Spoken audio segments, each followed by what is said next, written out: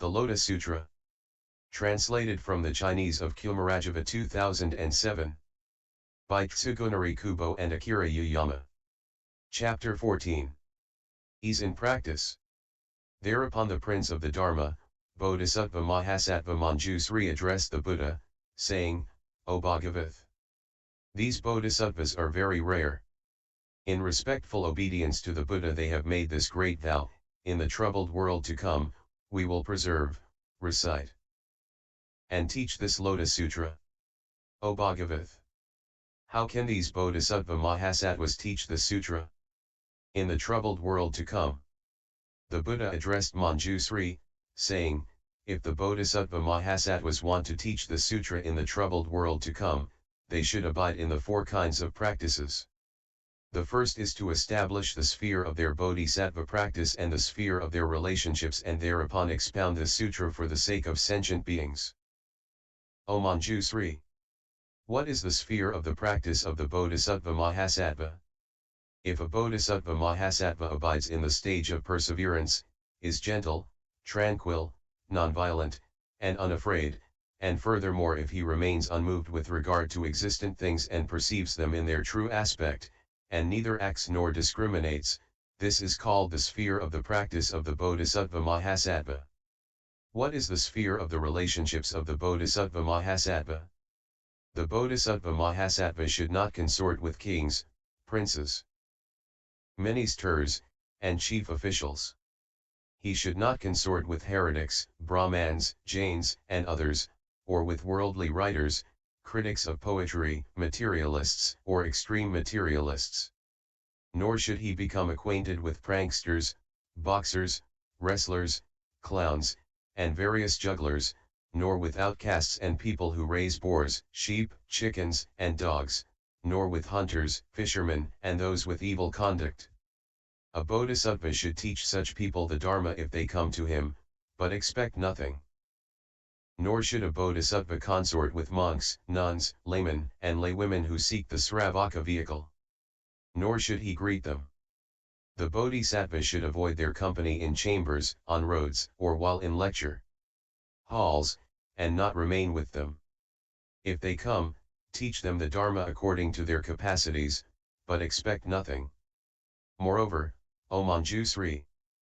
The bodhisattva mahasattva should expound the teaching without any thought of desire for, or wish to see, a woman's body. If a bodhisattva enters someone else's home he should not talk to young girls, maidens, and widows. A bodhisattva should also not approach the 5 kinds of impotent men nor be intimate with them. He should not enter someone else's home alone, and if for any reason he should enter it alone a bodhisattva should do nothing but single-mindedly contemplate the Buddha. If he should teach the Dharma to women he should not show his teeth when smiling nor reveal his chest. A bodhisattva should not be intimate with them even for the sake of the Dharma. How much less for other things? A bodhisattva should take no pleasure in keeping young disciples, Sra-maneras, or young boys. Nor should he take pleasure in having the same teacher as them. He should always take pleasure in meditation and, in a quiet place, practice to control his mind. O ManjuSri! This is what is known as the first sphere of relationships. Furthermore, the bodhisattva mahasattvas perceive the emptiness of all dharmas in their true aspect. All things are unerring, unmoving, non-returning, irreversible, and like empty space which lacks substance. They are beyond all language. They are not produced, nor do they emerge, nor do they arise. They do not have any name or mark, and in reality they have no substance. They are immeasurable, limitless, without obstacles or obstructions. They exist only through dependent origination, arising through error. That is why I teach the permanent joy of perceiving the aspects of all existent things in this way. This is what is known as the second sphere of relationships of a bodhisattva mahasattva. At that time the Bhagavath, wanting to elaborate upon the meaning of this further, spoke these verses. If, in the troubled world to come, a bodhisattva with a fearless mind wants to teach the sutra, he should enter the sphere of the bodhisattva practice, and the sphere of relationships.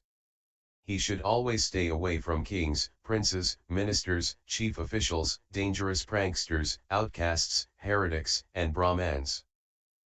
He should not consort with excessively proud scholars, who are attached to scriptures of the inferior vehicle contained in the three baskets, Tripitaka.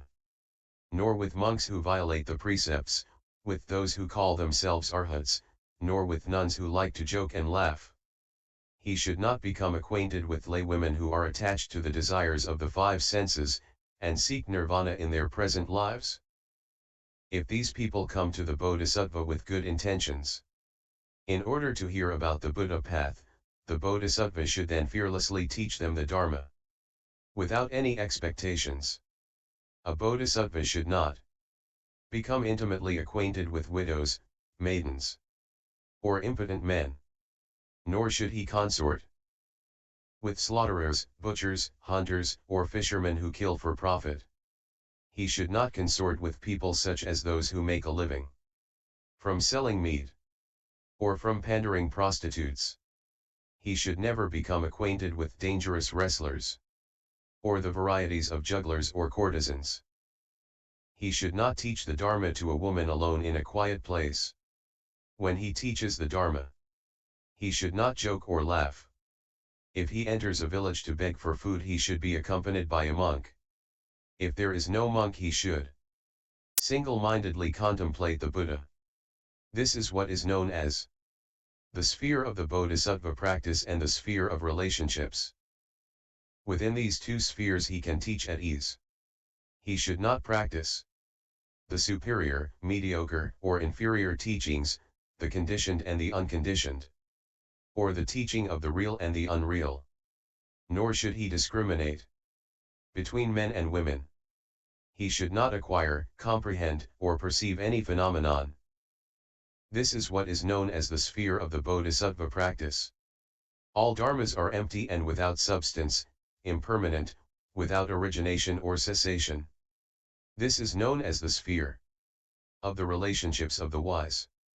Through the error of discrimination one sees all existent things as existing or non-existing, real or unreal, produced or unproduced. Being in a quiet place, the bodhisattva carries out practices to control his mind, and remains as firm and unmoved as Mount Sumeru. He should regard all dharmas as being without substance, like empty space, which has no firmness. All dharmas are neither produced nor do they emerge. They are immovable, non-returning, and always remain in their single character. This is known as the sphere of relationships. Any monk after my parinirvana, who enters the sphere of practice and the sphere of relationships, will not be disheartened. When he teaches the sutra, a bodhisattva, at proper times, should enter a quiet chamber and contemplate all dharmas with correct thoughts, according to the meaning arising from meditation. He should reveal and expound the sutra to kings, princes, ministers, and Brahmans. Then his mind will be at ease and unafraid. O ManjuSri! This is the bodhisattva, who firmly abides in the Dharma from the beginning and in the world to come will be able to teach the Lotus Sutra. Furthermore, O ManjuSri, after the Tathagata's parinirvana, anyone who wants to teach the sutra in the age of the decadent Dharma should abide in ease of practice. When he expounds or recites the sutra, he should not take pleasure in talking about the faults of people or of the sutra. Nor should he slander other expounders of the Dharma or talk of the good and bad, strong and weak points of others. As for the Sravakas, a bodhisattva should not name them and point out their faults, nor name them and praise their virtues. Moreover, he should not feel any hatred, because if he skillfully practices ease of mind in this way, those who listen to him will not oppose his intentions. If he is asked difficult questions, he should not answer using the teaching of the inferior vehicle. He should take his explanation only from the Mahayana, which will enable them to attain omniscience. At that time the Bhagavath, wanting to elaborate the meaning of this further, spoke these verses. The bodhisattva should always willingly teach the Dharma at ease, establishing his seat in a pure place. He should anoint his body with oil to cleanse himself of dirt, and put on new, clean clothing. Both his outer garments and undergarments being pure, sitting comfortably on the Dharma seat. He should teach according to the questions. If there are any monks, nuns, laymen, and laywomen, or kings, princes, subjects, officials, and commoners, using subtle ideas he should teach them with a composed countenance. If they have difficult questions, he should answer in accordance with the meaning, expounding and illuminating it with various explanations and illustrations.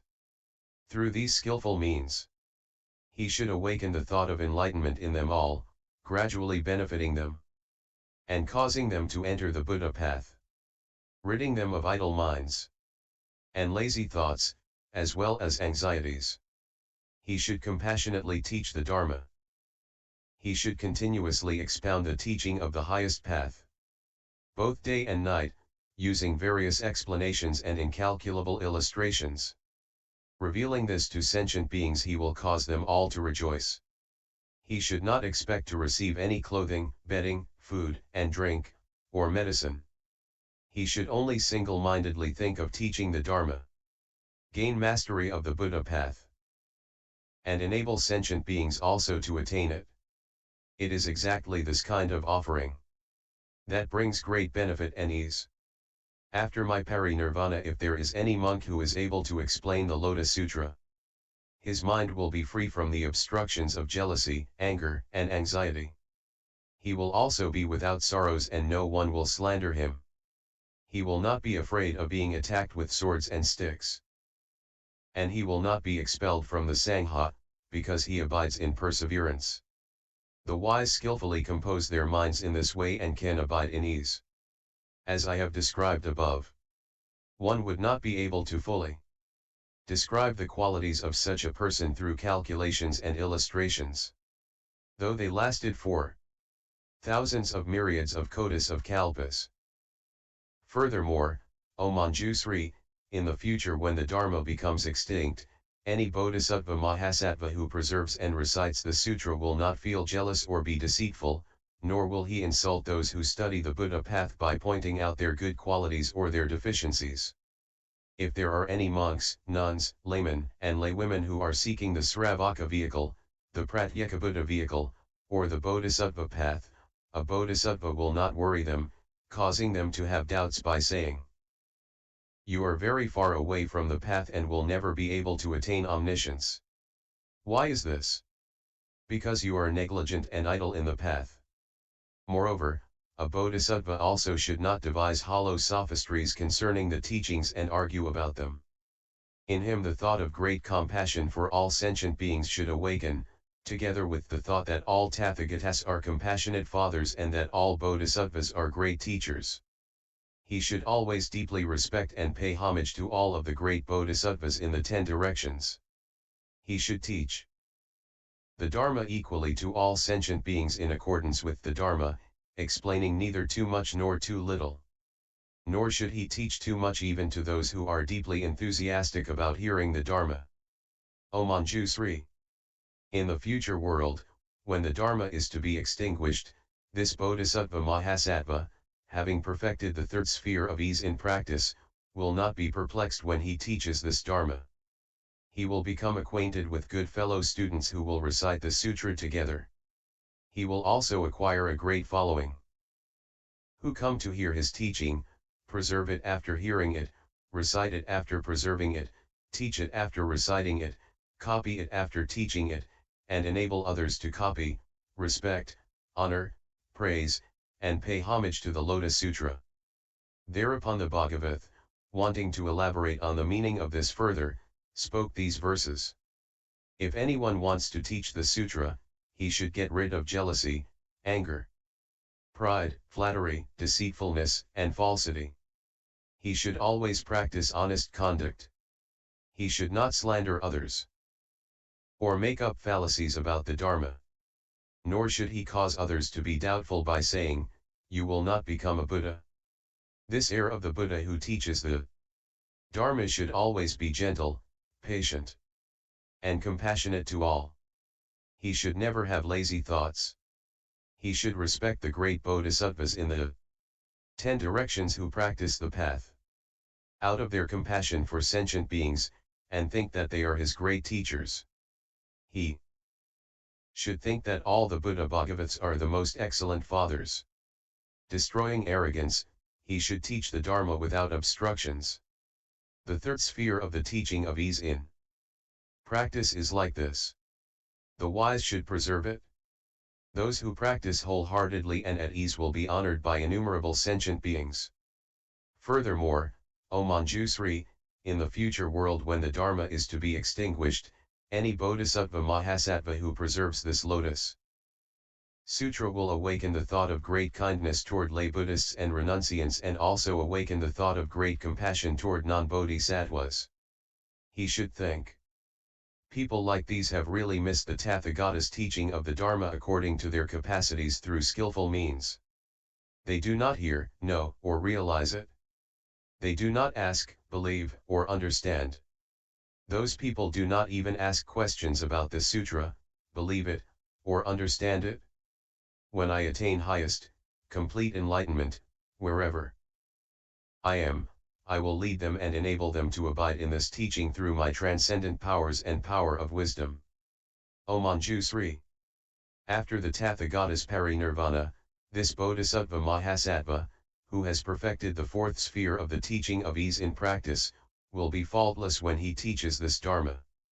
He will always be paid homage to, respected, honored, and praised by monks, nuns, laymen, laywomen, kings, princes, ministers, commoners, brahmans, and householders. The devas in the sky will always accompany him in order to hear the Dharma. If he is in a village, city, secluded spot, or forest and the people want to come and ask difficult questions, the devas will protect him both day and night, always for the sake of the Dharma, and he will cause all of those who listen to him to rejoice. Why is this? Because this sutra is preserved through the transcendent powers of all the Buddhas of the past, present, and future.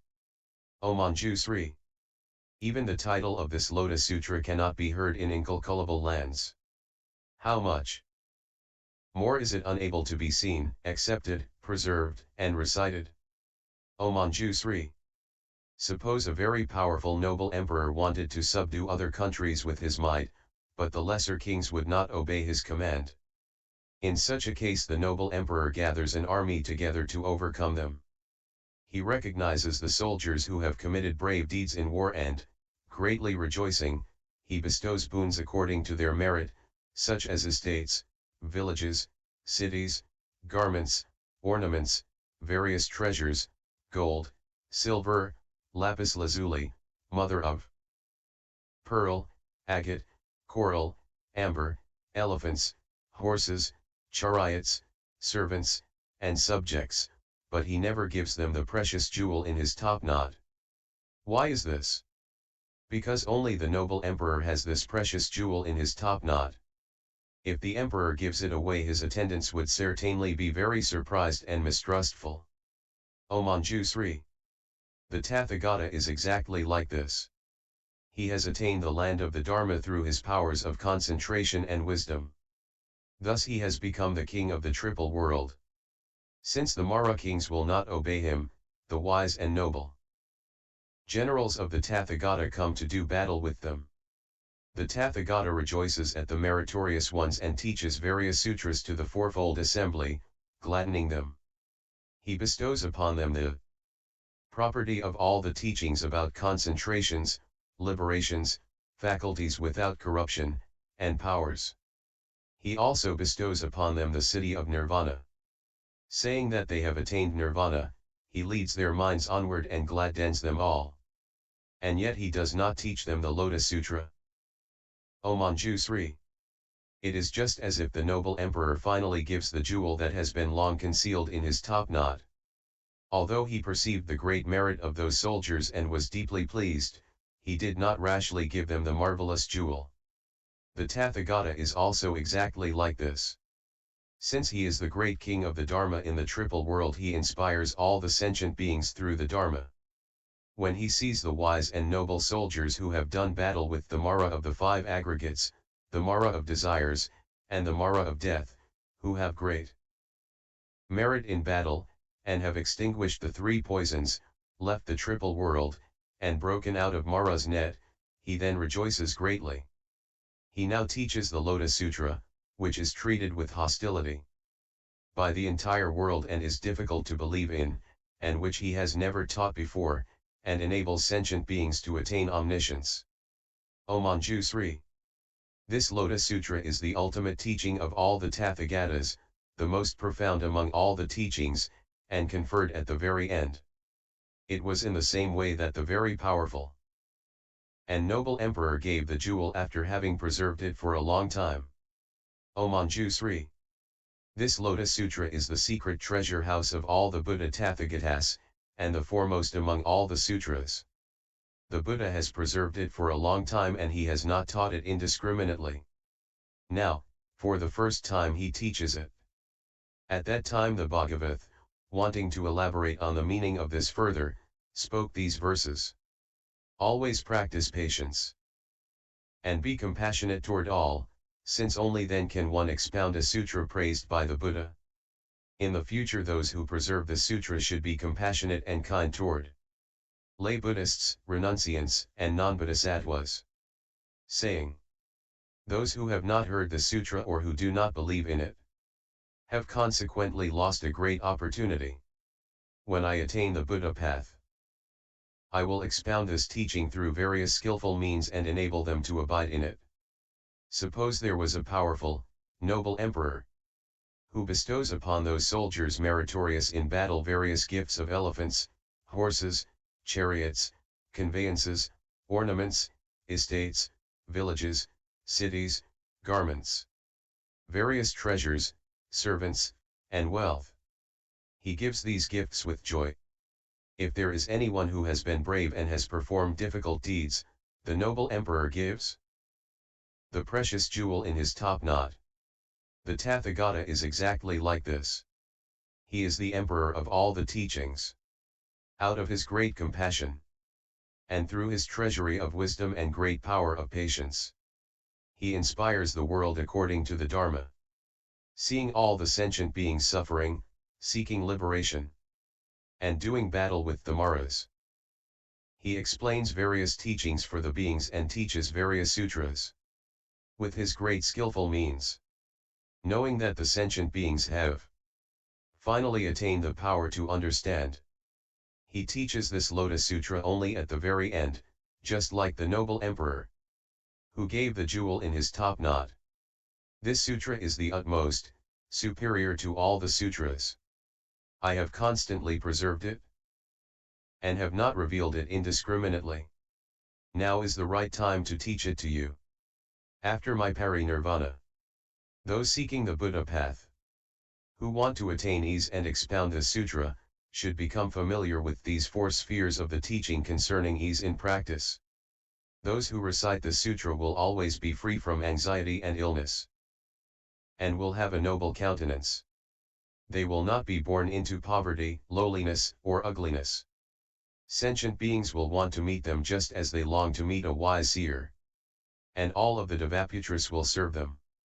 Sticks and swords cannot hurt them, and poison cannot harm them. If people slander them, those slanderers' mouths will be sealed up. They will travel fearlessly, like a lion king, and the light of their wisdom will illuminate just like the sun. If they dream they see only subtle things. They see the Tathagata seated on lion seats, teaching the Dharma to the assembly of monks surrounding them.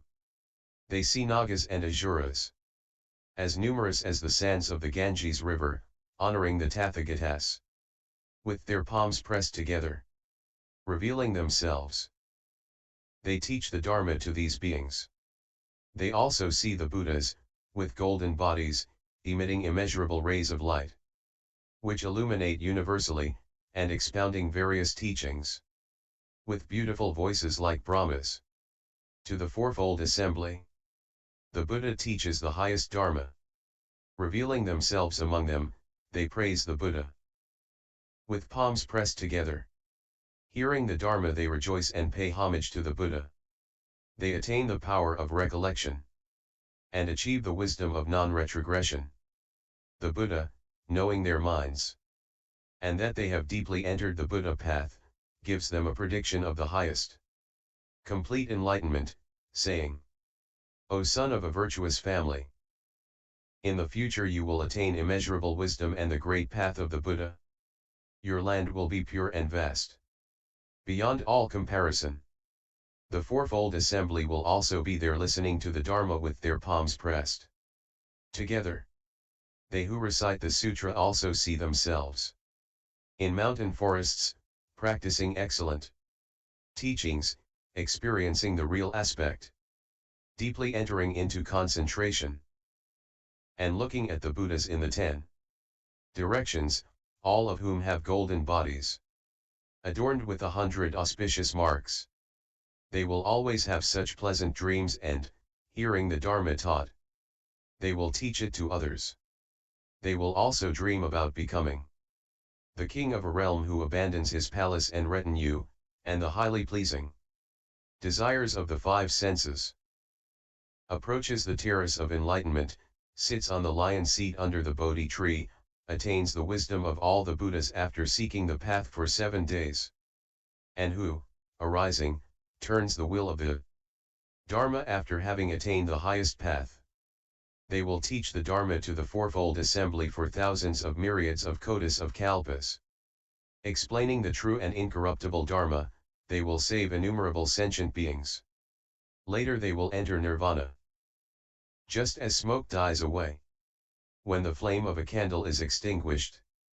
If anyone in the troubled world to come teaches this highest Dharma, they will attain great benefits like the merits mentioned above. And L. 14.